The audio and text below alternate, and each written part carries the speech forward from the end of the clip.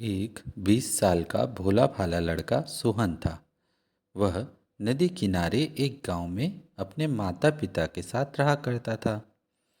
सोहन का मन पढ़ाई में नहीं लगता था, इसलिए वह अपने स्कूल से भाग जाता था।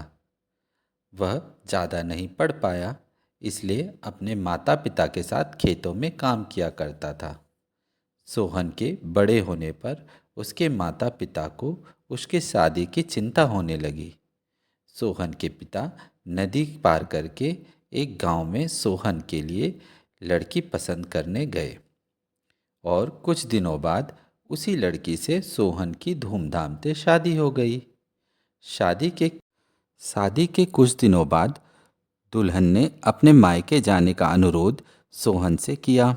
सोहन ने अपने माता पिता की अनुमति ली और अपने पत्नी को उसके मायके ले जाने का मन बना लिया। सोहन अपनी साइकिल पर अपनी बीवी को बैठाकर अपने ससुराल की ओर चल दिया। बीच रास्ते में नदी को देखकर उसकी पत्नी बहुत खुश हुई। ससुराल पहुंचकर सोहन की बहुत आवभगत हुई। शाम को सोहन के सामने खाने के लिए गर्मा गर्म पकौड़ी और हरी चटनी दी गई। सोहन ने जब पकौड़ी खाई तो उसे वह बहुत अधिक स्वादिष्ट लगी। उसने आज से पहले कभी पकौड़ी नहीं खाई थी। अगले दिन जब वह अपनी पत्नी को छोड़कर वापस अपने घर की ओर जाने लगा तो उसकी पत्नी और सास उससे मिलने आई। तो उसने अपनी सासू माँ से पूछा कि कल रात जो चीज़ बनी थी उसका नाम क्या था। सासू माँ ने कहा कि उसे पकौड़ी कहते हैं। सोहन ने कहा कि मैंने आज से पहले कभी पकौड़ी नहीं खाई थी। मैं घर जाकर भी इसे बनवाना चाहूँगा, बस इसका नाम बहुत कठिन है, मैं भूल न जाऊँ। सासू माँ ने कहा कि कोई बात नहीं, आप इसका नाम रटते हुए जाइए। यह तरीका सोहन को बहुत पसंद आया और सोहन अपनी साइकिल पर बैठकर पकौड़ी पकौड़ी रटते हुए घर की ओर चल दिया। आधा रास्ता तय करने के बाद नाम को बार बार रटने और गर्मी से वह थक गया और उसका गला सूखने लगा।